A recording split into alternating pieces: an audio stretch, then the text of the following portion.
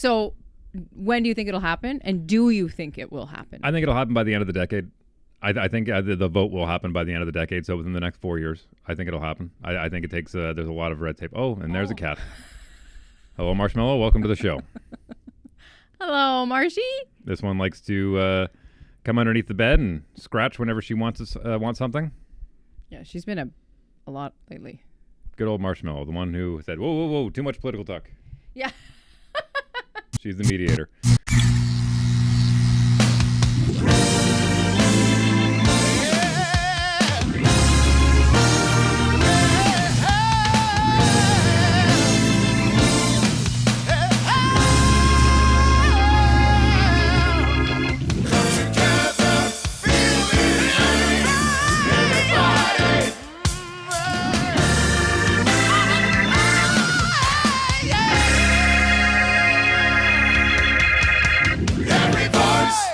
Two in a row. How many days or how many things do you have to do in a row to make it a habit? I can't remember.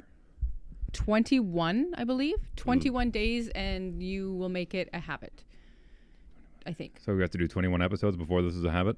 That would put us at about, I don't know, 3-4 months? I think we're married and we've been married long enough for 16 years that this is a habit. This is a habit. Yes. Yeah, we talk like this normally. You should see, we actually just do this all the time.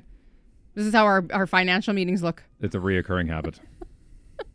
Hey, how you doing down there? Nice shirt. Thank you. I love this sweater. It is my favorite sweater. I love it so much. Look at the hearts are puffy.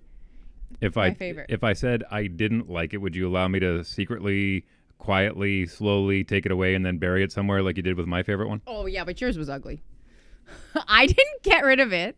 That was lost in one of our moves. I swear. Bible, hand to Bible. I did not get rid of that. You could lie detector test me. Lie detector test me. True? Did you shower yet? Post gym? Yeah. No. Why not? I didn't have time. I'd be running. I mean, I'm here. You said be here for 12. I'm here for 12. I got some makeup on. Got my hair straightened. I'm wearing the same outfit I wore to the gym, except for when I got real hot, I took this off. Speaking of habits, I saw a great clip online the other day of a guy who's standing in front of a mirror. He goes, day 1, no weed. Day 2, no weed. Day 1, no weed. Day 1, no weed. I've seen those with like trying to give up sugar as well. Mm-hmm. Yeah, it's sugar. Well, I'm almost through all of the Halloween candy from a month ago. Almost. You guys have put in a good shift there. Well, every time I open up a drawer, we have it in like a big drawer, and I just open it up. I'm like, all right. Well, I've discovered that Halloween is the warm-up for the treats that you get over Christmas, and then New Year's is when you're like, all right, enough of this. We're new year, new me. By the way, I recently read, this fascinated me, that the reason why we recognize the calendar the way we do, which is the Roman Gregorian calendar, is they set it up for tax purposes, because truthfully, the year should start in spring. 100% it should. 100%. It should also be 13 months. Then everything should be 28 weeks, 28 days. Well, if you look at October, Octo is 8, and October is actually our 10th month. You know what I mean? Like December, which is our 12th month, is Deca is actually 10 in Roman, which should be our 10th month. Like, the calendar got completely screwed, all based on taxes. I think it makes everything gets screwed over by taxes. I think it makes complete sense to start it in spring. First day of spring, new year. Agreed. Because it makes sense because you're still going through the darkness. Renewed. Oh, yeah, of course. They get the taxes, get the government, get their hands in it. And even to get time. Time is an illusion. Speaking of government intervention. Oh, boy. Really? Episode 2? Well, look, no. Yeah, well, no. This is more so something that has been going on quietly behind the scenes, and whether you're watching in Canada or not, it's major implications on the rest of the world too, because there is now a concerted effort across Western provinces in Canada, which includes Manitoba, Saskatchewan, Alberta, and British Columbia, to hold a referendum to not only separate from Canada, but to join the United States in a federation as the 51st state. I know it sounds crazy, but here's the craziest part of it all. Quebec's on board. Quebec's on board to say, yeah, go for it. You guys leave. Yeah. You know why? Didn't they want to roll up years and years ago and go? Yes, but the reason why they wanted to leave was due to their sovereignty when it comes to their culture and their language and all the things that come associated with that. This time around, they want the Western provinces to leave because it gives them way more power in the House. With the Western provinces gone, it's them in Ontario. Okay. For whatever's left of Canada. So you'd have Ontario, you would have, and I think Northern Ontario would probably want to jump on board with that whole Western Canadian thing. But anyways, so it would be Ontario, Quebec, and then your maritime provinces as far as what's left of Canada. Okay, explain this to me then. So these provinces, these Western provinces, are thinking, you know what, it's time to make a change. Do the Canadians get to vote? As Canadian voters, do we get to vote and say, yes, we agree, or no, we don't agree? So the Western provinces are looking into the legal proceedings on what it would take to have a referendum in order to decide if they wanted to leave the Confederation of Canada. Do I get to vote? Yes, because you're part of the Western provinces.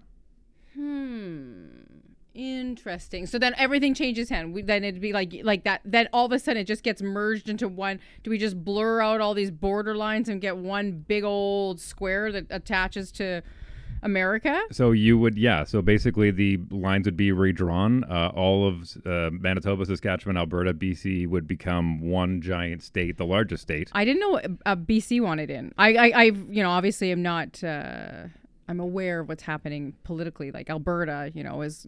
And I thought Saskatchewan was involved, but BC surprises me that they want to also roll up and go. BC, I think, is a combination of them realizing that if they don't, then they're kind of landlocked from the rest of Canada, and it makes it really awkward. Plus the power they have logistically with the pipelines and then the water and being coastal, they have a lot of say there. And they relatively get ignored too. Most of Western Canada does and has been for a long time from the province or from Ottawa. And I think that's the big thing, is that they're just tired of it. They're just tired of giving the old bill of like, hey, pay this and shut up.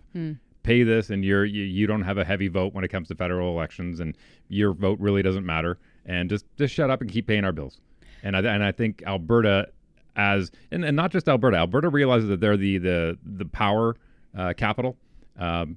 Saskatchewan realizes that they're not the ugly middle child anymore, that their potash and their grain is very extremely important.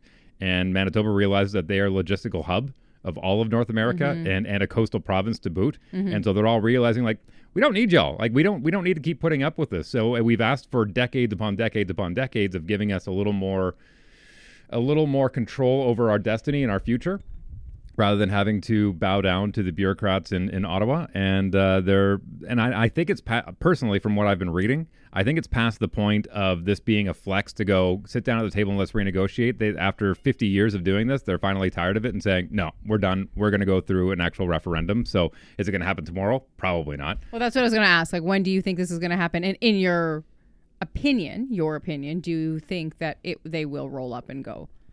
I say roll up, by the way, just because I remember growing up when I heard like Quebec wanted to separate. In my mind, because as a child, I didn't understand it. I'm like, what are they going to do? Just like roll it up and stick it someplace else? Like, I honestly was like, yeah, well, the Newfies thought it'd be a shorter drive to Toronto. Right. So when do you think it'll happen? And do you think it will happen? I think it'll happen by the end of the decade. I think the vote will happen by the end of the decade. So within the next 4 years, I think it'll happen. I think it takes, there's a lot of red tape. Oh, and there's a cat. Hello, Marshmallow. Welcome to the show. Hello, Marshy. This one likes to come underneath the bed and scratch whenever she wants something. Yeah, she's been a lot lately. Good old Marshmallow, the one who said, whoa, whoa, whoa, too much political talk. Yeah. She's the mediator. Pretty cat, though. She actually almost left our family a couple times when we were living down in Mexico, and that actually is a great transition to something that I wanted to talk about. Oh, I love how you pulled me off politics really quickly. It's smart. Good call. one thing that we were able to do is really take a look at Canada from the outside looking in during the pandemic when we left and moved to Mexico for 2 years. And we found a spot that I think sounds like a fairy tale when we tell you about it, but statistically the second safest city in North America after Quebec City when it comes to crime. Like if a car gets broken into, you see women clutching their pearls in the street. Like when I'm talking safe, I'm talking the most security I've ever felt in my life. Like we would let the kids run around the mall for 15, 20 minutes. We would, go run around the neighborhood, whatever you want to do. And I am feeling less and less of that as the days go by here in Canada. But being in Mexico for 2 years, and looking at Canada the way it was and then coming back to Canada after those 2 years, I don't think people that have, I mean, people realize it's changed, but I don't think how much, because it's been such a slow, gradual change. And when you remove yourself from it. And then when we came back, it was a shock. That's when it really, you kind of go, whoa. Like, wow. What happened? Yeah. What happened? And I think for a lot of people, it's just been gradual, and it's like, oh yeah, well, you know, it's changed a little bit. But I think once you kind of remove yourself from the situation, it's kind of like that situation where I think we've all been in. Like, you know, when you're using the facilities and you're in the restroom and you're in there for a good period of time, right? And you know, you're fine. You understand it stinks in there, but it's when you step out and you put the fan on, and then you're like, ooh, I forgot something in there, and you go back in and you go, whoa. You don't realize how bad it was in there while you were in there until you walk out, get some fresh air, then you have to go back in going, oh, man. What a reference. I stink. Like, out of all the things you could talk about, way to poop. But it makes sense though, right? Yeah. Yeah? Yeah. I mean, other people can walk past it and go, oh, but the person in there is kind of like, oh, I'm fine in here. Everything's okay. If you think you're fine in there when you come out of some of those bathrooms, you got to get your nose checked. But I think you don't realize it until you walk back in. Then you kind of go, oh, well, it's wow. like, yeah, well, okay. We will pause your poop analogy here because, you know, I mean. That's the metaphor. Deal with it. It's just different. It's definitely, it feels different. Yes. But you're not specifically asking me anything. No, I'm just kind of telling you what's going on. And I don't think enough people realize it because as you talk about, there's always a distraction. Like, what's the distraction? What's the latest thing they're talking about? And I think that's the distraction is, you know, pick whatever one you want. But that's really what's kind of going on behind the scenes right now is that the Western Canadian provinces are looking to separate, not just separate. And keep in mind that the majority of the business that they do in all those provinces are directly with the United States of America. So to separate and be your own country is one thing. To join the country that you're already doing the majority of your business with, it's another one. And that comes with a whole lot of really conflicting emotions for me. I mean, growing up as a Canadian, then all of a sudden going, I'm an American. It doesn't sound right coming out of my mouth. No, not at all. And I don't know how that would work. Then all of a sudden, everybody's passports are Canadians. I mean, your birth certificates, Canadians that were born in those provinces. And then what? Then all of a sudden, do you get like an honorary American passport? I think over the course of going up all the way until about 2040 would be the slow transition of bringing in the American dollar. You know, it would be all the things that we held near and dear. Do you think it'll happen? Yes or no? Do you think people will vote yes or no? Answer that first, actually. I think, well, if you remember the Quebec referendum, do you remember what the percentage vote was? No, I have no idea. It was 51 no, 49% yes. So it was within a percentage point of happening. Oh, so you think it'll be the same It thing? was really cool. I think it'll actually be a little more telling on whichever way it rolls. Right now, over half of people polled, and keep in mind, this is just people polled, and it's always a small sample size, but over half of people polled say, yep, it's time to go. Absolutely, it's time to go. They're tired. They're tired of having that collar on them from Ottawa, and that's specifically in Alberta. That's why you should leave the country and move to Mérida, Mexico. No, no. Well, look, and I know I want to say something about that. You go. That's a conversation that I'm sure a lot of people will have. Like, let's just pretend and say it happens. There's a lot of people saying, no, I don't want to be part of this. I don't want to go to be an American. And I don't want to be under that ruling. And maybe they'll move to Ontario to stay, quote unquote, Canadian, whatever that means at that point. Or there are some people that'll go, I just want to be done with all of this. Yeah, and they'll move someplace else. And believe me when I tell you that Mexico is a place not only did we fall in love with, it's a place that we have gone back to visit since our return to Canada, but a place that we look forward to going and spending our winters in. Oh, yeah, that's the dream, right? 6 months in, 6 months out. I mean, it is for me, and it is. But I think it's hard for people. I think I meet people all the time going, oh, I wish I could leave and just go someplace else. And it's not just the work. Right? It's not just leaving your job and finding work, but it's also the fact that so many people have a mortgage. So many people have, bills here, families here, kids are in school here. You got your car here. There's so many ties to keep you here that a complete and utter full removal to a different country is like, wow, that's a lot of steps. In some bizarre world, it became easier for us once 2018 happened and we sold our house in 2020 and then we didn't have a house and we were in a rental and then we started getting rid of stuff. So when we made the jump, it was like, well, we don't really have physically any ties or financial ties to here. at this point, other than you could work remotely because it was COVID, so you could do that. So fast forward, I think it's harder and harder for people, because I meet people all the time with doing the property scout with the Yucatan Property Scouts. I will do a consultation calls, and a lot of times people are interested and they want to, but they just aren't sure to make that jump because they have so many ties. So yeah, remote jobs are more and more, what's the word? You're the more and more Popular. You're gonna be popular. Okay, more and more popular. Common. Okay, lots of words that could have came up there, but perimenopause, it's a thing. I think it's just harder, right? It's romantic for us to say that we did it in one way. There's a romance to it, but also like I meet people who are like, okay, but maybe I can work from remotely, and then what about my house here? But I got a mortgage here, and like, you're so rooted. So it's tough. Like it's a tough decision to make for people to leave. Is the decision tougher once you realize how much work goes into it? Because if thinking back to when we first decided to leave Winnipeg, and because we went to Kamloops, we moved to Kamloops for 6 months because at that time the mandates for COVID, non-vaccinated people during COVID, were worse in Manitoba than they were in BC, and so we moved out to BC. And then they got worse in BC, and that's when the whole... Oh, we're just throwing everything out there, eh? Absolutely. At this point, why not? I mean, it's all kind of circling around the idea of what are you going to do when you don't like the things that are going on in A, your neighborhood, B, your city, C, your province, D, your country. Well, I'm the wrong person to ask, because when I was old enough to, and I got mad enough. You're the right person to ask, because you are a perfect example of someone who said, I don't like this, I'm leaving. I do it all the time. Right. Yeah, that's what I do. I don't like it, I'm going to a different country. I don't like it, I'm going to this country. I just keep going. Yes. Yeah. I think that, what's the question? What are you asking me?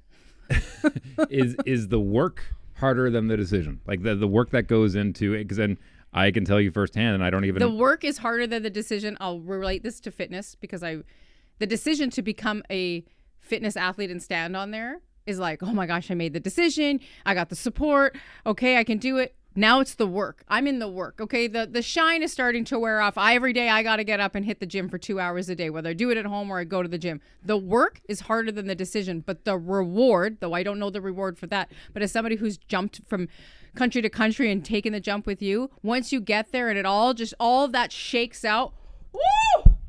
You're so proud of yourself. Holy shit. Shit didn't hold me back. I can't tell you how many times 2 bags into another country. And when we did this jump to Kamloops, when from Kamloops, I said to everybody gets 2 bags. And I remember I was like, listen guys, I just reverted back to who I was in my 20s. We can do this. We ended up taking 9 bags. Well, we took an extra bag, golf stuff, yes. Keep in mind, and your hockey stuff. We had a big, large trailer that we hauled behind us to get out to BC. But once we decided to go from BC down to Mexico, then it was 2. Yeah, it was 9. We ended up taking 9 bags with us for the 2 years. Yeah. 9 bags, and then we took 9 bags back, actually. Mm-hmm. And a cat. An extra one. An extra one. An extra cat. 2 cats down there, St. Bernard, and yeah. So I think for people wanting to do it, it's just like, how much of the ties are you willing to cut? And then you have to remember, like, family will visit. We have the beauty of technology, but I mean, you get one shot at life. Whatever is going to make you happy and be able to just be the highest version of yourself, then I think people should do that. I just know that from the conversations I've had, people are like, they want to. I've done consultations with clients, and they're just like, I want to, and I'm almost there. I have the money, but I'm not sure yet. Well, and I think that's what the question came up. What's harder, the actual work that goes into it, or making the decision to say, okay, I'm willing to do that work? And the reason why I bring it up is one of the other things that a lot of people are having issues with in the country of Canada is the mass amount of immigration that's coming in. And I find it fascinating because we actually did it. Like, we did it. When we moved to Mexico, we showed up and we were on a 6-month visa to start, right? Mm-hmm. And then when we got there, it's not like they said, hey, welcome to the country. We got an apartment for you. Hey, welcome to the country. Don't worry about it. We're going to be putting money into your bank account every month just to make sure you're going to be okay here for the first little while so you can ease your way in. It was, no. Got to go find a place. Like it's crazy to say because a lot of people kind of roll their eyes when I say it, but we lived like refugees for the first month. Like, we found a place What? Did we not? We slept on an air mattress for 2.5 months. Yeah. Yeah, we didn't have any furniture. We rented a house without any furniture. So No furniture. Would you consider None. that refugee style? I don't know. Well, depending on where you're a refugee in what country. Right. Because down there, again, it was, okay, let's buy, this week we're buying bar stools. Well, it wasn't also, I will say it wasn't a supported decision from our family. No, Most of our goodness no. family, not all of them. Some of them are very supportive, but it wasn't, so it was, the work is harder than the decision. You Right. make the decision Okay. and then you got to go for the work. So that's the answer. Because, yeah, you're going to sleep on an air mattress for 2.5 months. And where's this money? And how is this going to work? And setting up a studio. Yeah, I mean, wow, we really just pulling back curtains in here. And then from there, it was saying, okay, we want to stay longer. We got to apply for our green cards. And that was not an easy process. Can I quickly share a funny story Please. about that? So I have an earring here, the top. The bolt. The bolt, okay. So it's just got a standard back on it. So Dave and I go. And we No, make it does not have a standard back on it. That thing's bolted in. Well, okay, yeah. It's got like a flat back to it. So when you hire a lawyer and and they make an appointment with you, An immigration specialist, and so we went to the town of Progresso, and we went with this woman who was amazing. She said, "Let's get there. Your appointment's at 10. Let's get there at 8. We want to make sure all your paperwork's there, et cetera, et cetera." So we get there, and we got the boys with us because we want them to be a part of the experience, and everybody's understanding was there. And it's Mexico. It's hot outside. There's no place to stay inside. You are all standing outside waiting outside. So we're waiting, and finally, okay, remember our appointment is at 10. Finally, we are there and get into our appointment, and it's about 2:15. Hey, whatever, we're in, okay? So we finally get there. Dave goes first. They mark all your tattoos. How many tattoos do you have? Okay, green case, paperwork's good. Of course, the lawyers have already gone through this. They go through your bank account. They go through everything. Go through everything. My turn comes up, and I'm like, okay, and the lawyer looks at me and she goes, okay, no jewelry. And I took them all out. I said, I can't take this one. I've never been able to take it out. And she's like, okay, let's just see what they say. So I sit down, and the lady, the immigration, and at this point, like, I don't speak very good Spanish at this point. And so she's across, and she's talking to they're kind of like getting heated to our lawyer. And I'm like, what's going on? And she's like, you have to take that earring out. And I was like, I can't. I don't know how. And she's like, okay, well, they want you to take it out. And I was like, okay. So the lawyer takes me to the local hospital to see if they can have it cut off and removed, because they are they are not taking my picture for my green card if this is here. And I'm thinking, this isn't okay. Well, I'm in your country, your rules. What are we going to do? So we go to the hospital, and the lady in there is like, we don't have anything to cut it, but what we can do is we can slice your ear open, like slice it here, and then we'll just pull it out. And I'm looking and I'm thinking, how much is this worth to you? How much is this worth? And I look and I'm like, no, I'm not doing that. There's my line. Everybody's got a boundary lines and some things. I was like, I'm not doing that. Can't we tape it? So we go back, and there's like, no, like the only thing she'd have to do surgery and da. And so an argument between the lawyer and the immigration officer goes off, and I'm just sitting there like, oh my gosh, I feel bad, but I'm just like, anyway, we ended up taping it, having to tape my ear to the side of it, which I find interesting because when you look at my picture, you cannot see my ears. And it's because they want to make sure that there's no distractions. Like every tattoo I had was marked on that thing. And so my ear is like taped back. And I'm thinking, it's not like you're going to pull me over and be like, no earring, it's not her. But that was their rules. It was such strict rules and being there. And we ended up leaving there at like 6. We were there all day, full shift on being there. Yeah, it was got our probably cards. there about 14 hours. 100%. Yeah. But that was so this earring came with a lot of trouble. And you can't see it in my green card picture. And again, that was a situation where they said, okay, until you get this approved, do not leave the state. You basically have to stay in your area. Like if you cross states, you could get deported. Yeah, I couldn't go to Quintana Roo because it's the state of the Yucatan, which is Cancun. Yeah, so we couldn't go to Cancun. No, I think it was 3 weeks we were waiting until the paperwork came through. Yeah, I'd say that process of going through. I mean, I've gone through immigration processes in Bermuda, like the full, and in Australia, and it's at the times that I've done it, it's always been tight. And the worst one was Malaysia, to be honest with you, because you got it at the time it was 8 months in. Then you go to the immigration office, then you meet with somebody there, and like it's like it felt like why? Well, because why? Well, okay, well, show me how much money is it. Like I just remember being like, how much do you want this? How much are you willing to push? Like, was I willing to cut my ear open for this? And I was like, no, I don't think so. Can't we tape it? So to hear you tell me that the immigration process here in Canada is open doors and we're not checking people and we're not doing things like that is frustrating as somebody who has done the process. I mean, even when I went to Bermuda, I remember having to getting a tuberculosis x-ray, and it was like that's the hardest one I've ever been through is Bermuda. Hands down the hardest one to get into. You can't go to Bermuda at the time 21 days and get out. I remember when you and I first started dating, and you were having a hard time, like, oh, coming back to Winnipeg, like I worked so hard to get out of Winnipeg. Like, I don't know if I want to come back. And I said, okay. I said, well, why don't I look into seeing if I can get a radio job down in Australia? I just feel like as we talk and we're experiencing, okay, this is all new, right? Where this is episode 2. Always, I just feel like just pulling all the things back. That's why we're doing this. I'm like, okay, go on. Sorry. So I remember calling down to radio stations down in Australia called Triple J, which is basically the equivalent of their CBC. Yeah. And I was told right up front, sorry, mate, if you ain't Aussie, you ain't getting a job here. You have to make sure you're extra. You have to be able to prove that you can do something that no one else here can. 100%.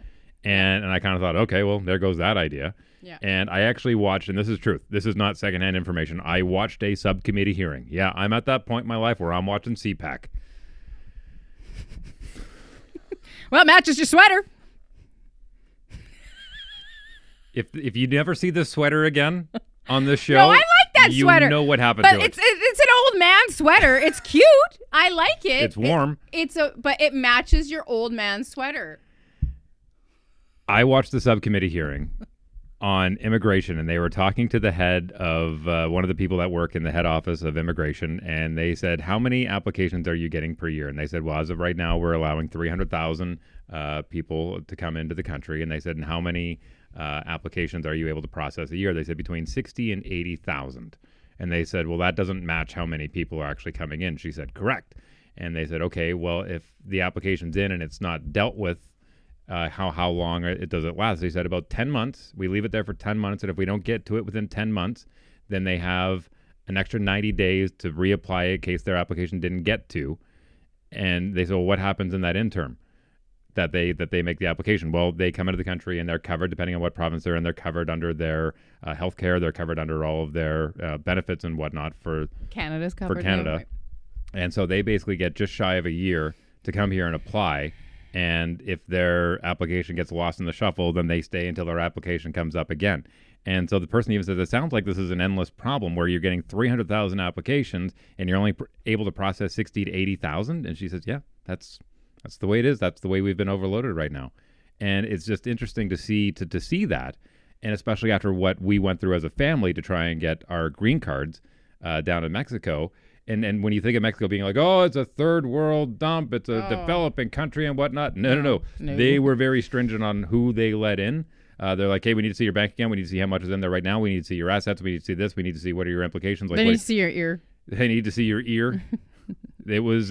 Which it's different. It's the way different. Canada right now is controlling their borders versus previous countries that I have gone to. It is definitely different. Again, going into Bermuda, I couldn't take a job away from a Bermudian. Mm-hmm. I couldn't take a job away. I was applying for jobs that a Bermudian couldn't fill. And when I filled that position, a Bermudian did apply for it after I had gotten the job. And they gave the Bermudian a job. And at the time I was young, I didn't understand. Okay. But now looking back, like, yeah, this is Bermuda. You give Bermudians the jobs, and then I come in and can I fill a spot? And I got placed in a temp job, and once I got placed in that temp job, they needed to fill it. I had the credentials for it, and I ended up staying there for almost 2 years and working for the then United Bermuda Party. And that was where I started to understand politics from a very different level, and quickly was like, holy shit. When you're in politics from the inside, and I'm just typing, answering. You want to go and knock on all the doors here for your constituent. Okay, yeah, I'll get you a map and I'll tell you where to go. And these are who voted here. Da da da da. You learn so much about the inside that I can see.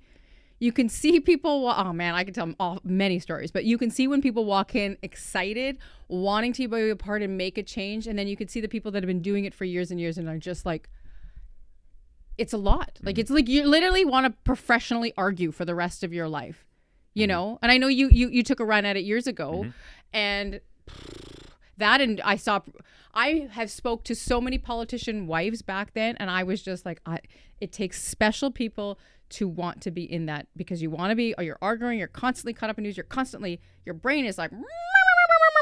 There was a great line in a movie that we watched literally last night. We mentioned last week they were watching old 90s movies with the boys, and we watched Mrs. Doubtfire last night with Robin Williams, and there's a line where Mrs. Doubtfire first meets the children. Oh, that's such honesty coming from a wee child. Never lose that. It tends to go away when you age or if you get into politics. Which I thought was a brilliant line from Robin Williams. Yeah, I mean, this is way more political talk. When you say that you're planning the conversation, you know, you're the producer here. Well, I honestly came across that story. No, I think it's fascinating. I'd be curious to see what people who listen. You want to leave comments in the, you know, on YouTube or on. Can you leave comments on podcast? YouTube. If you have a comment that you want to leave or send us a message, I'd be just curious to see how people are feeling. Like, if you're listening in Alberta or you're here in Manitoba, do you want to leave and go? Do you want to, like, what's your thoughts on it? What's your thoughts on the immigration? Like, I'm no politician. I remember for a brief time thought, I think I want to be a politician. It lasted about a week. And then you really still, you know, just like the excitement at first, just like working, the excitement at first. And then after I was like, yeah, well, look at it this way. I don't think I would want to do it. I know you would like to, you wanted to do it. No, but truthfully, look at it this way. We're all politicians. Every single one of us is a politician. No, think about it for a second, okay? In this household, okay, you are a politician. Are you not? I'm keep connecting dots here for me, dear. So when it comes to, and I think most people don't realize it, but when it comes to your household, you live in a socialist democracy.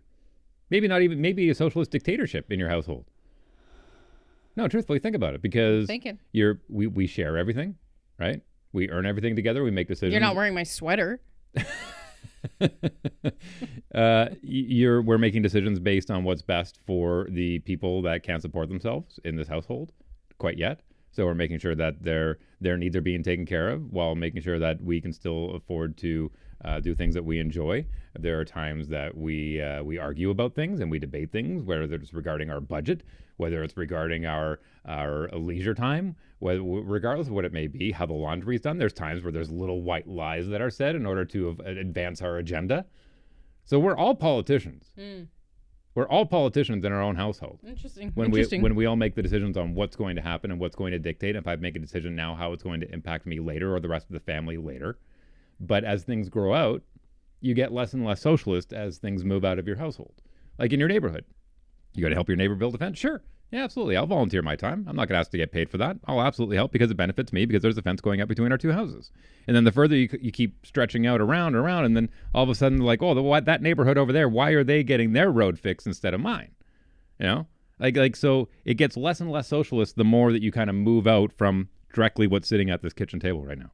Interesting. This deep thought brought to you by the Yucatan Property Scouts. If you're looking to leave Canada, check out YPS and move to one of the second safest city in all of North America, in the state of the Yucatan. You can call me. We can jump on a phone call. I'll give you a little consultation, tell you what it's all about. But I'll tell you one thing about it. There's a Costco, okay? That's all you need to know. There's a Costco and a Boston Pizza. Boston Pizza, Costco, skating rink in the local mall. Yeah, but I mean, yeah. What? I can't wait to go back. I am so looking forward to go back. I fell in love with it down there. It's the reason why. Can we get another cat? There's a reason why I'm on level 49 of Duolingo right now. Didn't answer my question. How many more do you want? Oh, I'd have all the cats. I love cats. No. Give me cats. I want a cat sanctuary. You talked last week about dog sanctuary for you. Hint, hint. I love cats. You are bordering on crazy cat lady. There's 3 cats, and there's 3. They're not all mine. One's mine. The Mexican Rescue, Alma's mine. Panda's yours. And the other 2 are for the kids. So that's not bordering crazy cat lady. Bordering, if this shirt had cats on it. We had little puffy cats. What's the threshold for crazy cat lady? They're not all mine, though. It's a family. Every single person in this family has an animal. In the socialist structure of this household, we all share the responsibilities and duties of the animals. Okay, thanks for really bringing it back there, Dave. Really bringing it back there. I'm telling you, that Mexican cat, she's a gem. Give us an update. What's going on with your fitness journey? I think you have a big grand prize draw coming up on Monday, don't you? Yes. Thank you to everybody who has donated. That is... She's going to get emotional. Yeah. You know what? I used to get really... When we did this years ago, I was like, don't get emotional. And because people would like get in the comments. I'm like, I feel really blessed to have emotions like this and to make this feel... What was the bumper sticker we saw the other day? Make crying legal. Legalize crying. I just think that we live in sometimes people are like, oh, I don't want to have emotions, or people, I don't want to cry. It's like, no! Bleh! I'm really grateful. You know, Fancy Infusion was amazing. They donated 2 beautiful gift baskets, and the $1 from every 125 mil that was sold over the 10 days. And I just shocked. I'm just so grateful. People reaching out, I'm like, I want to donate $4, or I want to donate $50 or $20. And to see me on this journey has just been such a beautiful blessing. And I'm super, super grateful. So yes, I'm drawing tomorrow. Today, actually, in this red outfit, I'm going to just show you. Boom, boom, boom, now. Boom, boom. I'm matched. She's working at Santa's workshop. Yep. Yeah, getting into the spirit. This is the first time this is my only matching set. So it feels like a big deal when you wear a matching set when you're in the gym. Today was my first day learning to pose. So there's a whole process about it. Poser. I posed. I don't have my shoes yet. I haven't ordered them. My goal is to order them next week from the money that was given for the baskets is to go towards getting the shoes. And that is what I did. So I went to the gym, and then me and a few of the girls were working on our poses, because they say that you should pose for about 15 minutes a day all the way up. Like, it should be part of your routine. And as a former model, I sort of thought it would be easier. I don't have the shoes. It's hard. I was up on my tippy toes, so that felt different. So right now, just learning that, and then I'm now this week I learned about like where the points come in. So you get your points. A lot of points come from they really point your butt, your side of your upper thigh, your arm, and then your back, and then obviously your bikini and your presence on stage. So just understanding that, like, it's just been fascinating to me. I just think this whole thing is fascinating. But like, I just love being at the gym. I never thought I'd be one of those people that say that. I never really got it. I never got it. The people that just get out there and get what I had shit to do at home, but you know what? That shit's gonna be there anyway. I kind of feel like it would be the equivalent of, hey, you're an incredible airplane mechanic, and all of a sudden somebody says, hey, you want to come and help me work on this motorcycle? It's like, ooh, I don't know a lot about motorcycles, but I know the basics of mechanics, so let's go figure it out. Where you kind of know the basics and the mechanics of it, but it's a completely different realm of that industry. 100%. And building muscle and compound, like, it's just so fascinating. It's just, and I think the best part of this process is realizing how much physically stronger I've gotten. Like when I first started, I had 8-pound dumbbells going up and over, and today I had 15s in both hands pushing up. And I mean, and the best part about the gym, you got to get into it. If you're going to start the gym, I'm pointing to everybody watching this. You find a community of people that'll support you, because that feeling when people are like, yes, and you can see them cheering you on and you're cheering them on. It's just, it's so good. It's like, they talk about like a runner's high. I feel the same way at the bar. Yeah. How many wings did he eat? Yeah. Let's go. 3 more shooters. Let's go. Same. Same. I mean, is that to have excitement? Is that what's wrong in your life? How many more days left? There's nothing wrong in my life. There's nothing wrong. Well, confessionals. You said at the end of the show we would do confessionals. Oh, we got phone calls to get to too. Ooh, I'm excited. We got phone calls? We got a phone call. We got a phone call? We got a phone call. Okay. You want to get to that? I don't think I have anything else to say other than work. No. Then the shine of signing up. You asked that question earlier. Is it the work or the decision? The decision. The decision was made. I was supported, which was great. You and the boys supported me. My mom supported me. That's all that mattered. And anybody else additionally felt like a bonus to me. And then to have the support of the gym. But now the work is there. There's no. I don't get down. Like when I hurt my back, it's like, okay, well, rest. Yes, of course. But Okay, rest and go to the chiropractor, or do what you think it needs to be done, and then let's Yeah, go. you got a flat tire. Throw that spare on. Let's go. Exactly. Now that's a way better one than your poop one. But you remembered it. All right, let's see what we got for a phone call. Oh, the speak pipe. What's up, you two? It's Mike and Ike. So glad you guys are back. My God. This is going to be awesome. It's been a long time. A lot has changed. You guys started the podcast before. I just recently broke up with a girlfriend at the time. Again, long time ago, right? Yep. Now I have a new one. Things are going pretty well. We'll say that. But other than that, yeah, it's just a lot has changed. Found out now that Candace, you're cousins with Sean, and we went to the social together. That was awesome. That's right. Yep. Confessional. Let's see. Oh, last night in the sleep, girlfriend was snoring. I know she stops when I push her, so I pushed her a little bit. She stopped right away. And then she kept doing it again, so I pushed her again. Just a little nudge. And then she stops.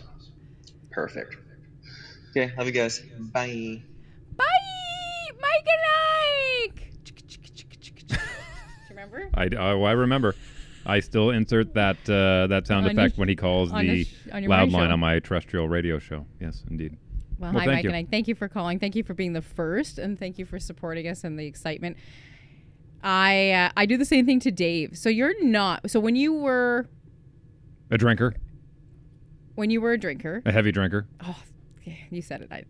When you were a heavy drinker, you would pass out when you slept. And you would you grind your teeth. And so you would lie on your back and you grind your teeth. That's how I would snore. While grinding my teeth. I don't know how those two are possible at the same time. I wouldn't have a tongue.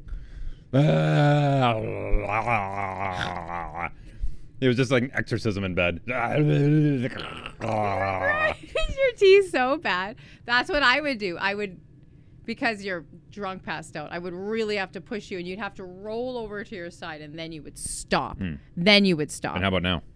Yeah, you don't. I don't hear you grinding your teeth at all, and I don't hear you snoring at all. Like, it's made a big difference not drinking. Truthfully, now that I think of it, I can't remember the last time I've woken you up snoring or anything like that. We both sleep rather well, I would say. Like, and maybe I think that comes part and parcel with being as busy as we are. But it just, I feel like when we go to bed, our head hit the pillow, and it's just. Speak for yourself. I get up 3 times a night to go for a pee. Well. Fun fact. Now you know. What's your confessional this week, Dave? What's your confessional this week, Candace? I asked first. I know this works.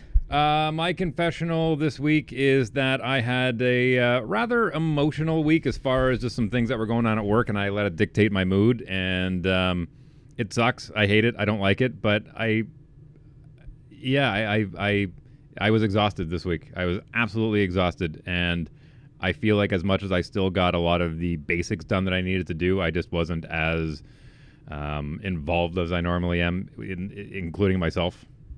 So yeah, I'm hoping the week gets better. I stay away from using the word depressed because I don't think I was depressed. I was just exhausted. I was just mentally overwhelmed, just mentally drained. No capacity for my window of tolerance was very small. How about that? Yeah. Fair. It's about the size of this heart. And I won't get into the ins and outs of why, but there were just a few things that kept picking away at me, and I need to learn how to manage those better and how to compartmentalize those and deal with them one at a time. I actually heard a really good metaphor recently that said the door is bigger than the lock, and the key is smaller than the lock, but the key is the one that opens the door. So sometimes it's the smallest little things that can solve our biggest problems. Yeah, I did. That's the best metaphor you used in the show. Yeah, that's good. You still like the poop one? No, I don't, but I like that. Stinks. It's so true. I'm going to go back to teaching yin yoga, restorative yoga, 1 hour a week, just getting a chance to slow down and stop and not have people ask you things and just be still is really powerful. So I love that. Door to the key to the lock. Beautiful. I'm glad you like that. Yeah, I really like that. What are you confessing this week, Candace? I think my... Okay, I want to make sure this comes out correctly because gosh knows the internet can just chuck this around. something that I've discovered that I like about the gym is that when I'm at the gym, I'm Candace. And I mean that, like, of course I'm a wife, and of course I'm a mom, and of course I'm a friend and a cousin and a daughter and a sister and all the other things. Love her. Oh, thanks. All right, show's over. But when I'm at the gym, I'm just me. There's just me. And when you are a parent and you have kids, of course you'll do anything for your kids if they ask, you want to do it. And it's just this, especially years of being, I don't know. I don't want that to come across wrong, but I also want it to come across to the right way. Like, I feel very empowered in who I am, but also like, I feel like I get a chance to really, it's me in the weight. It's just me. I'm the only one that's going to push me there. I'm the only one that's just me. You know, yes, I can see faces and high fives, and I'm so encouraged by other people there, but it's just me. I'm just Candace. I think sense? I don't know. Does that make sense to anybody? Listen, to anyone that's ever spent time playing intramural sports or whatever it may be. Yeah, and I didn't grow up playing any sports. I wanted to play. So you finally get it. You finally understand. I've never understood it. Now you finally get the reason why it was important for me to play the beer league hockey games once or twice a week, and why I might stay a little bit longer in the locker room even after the game's done until we get kicked out, because that sense of community, that sense of togetherness, but then you're doing something for you. You're just you. You get to be in your, like when you turn off these cameras and you go, then you're working and you're doing that. And when you go to work, you're doing work stuff. It's just I don't know. I never understood it. I never played sports growing up. I really wanted to be in a bowling league. Bowling or bowling? Bowling league. Bowling league. You're more than welcome to come join Odin and I on Tuesday nights. That'd be good for my thighs. At U-Putts. All right, we'll wrap it up there. There is a voicemail that you can get a hold of us at. It's the Speak Pipe. There is a link down in the podcast description. You can do it from your phone. You can do it from your desktop. You can do it from your laptop. Yeah, check out our podcast description. Honestly, there'd be some stuff in there you'd be, ooh. Check out Candace Rae's website. Yeah, I'm working on it. Yep. I'm definitely working on it. We put most of our stuff on Instagram. If you were interested in following around on my fitness journey, follow me on Instagram. That's where I'm putting everything. I'm just stacking everything there. There's just so many Instagram. If you want to follow my terrestrial radio show, you can do that at energy106.ca, depending on where you're listening from. And your co-host. And my co-host, Tyler Carr. Who I adore. He's huge on TikTok. Yeah. You may have seen him on TikTok. And, of course, go check out Yucatan Property Scouts. Based on everything that we talked about, if you are looking for a place that you can go, all right, I have it on good authority that it is safe there, and I can be comfortable there, and I can have a 6-month visa as a Canadian getting in there for the winters. Snowbirds start that way. YPS.mx. And there's a link to that down in the podcast description as well. If you can hear the nails, come on, Panda Girl. Come on, big girl. We'll let Panda take us out. Hi, big girl. Oh, hi, pretty girl. Panda! Hi, the girl. How are you?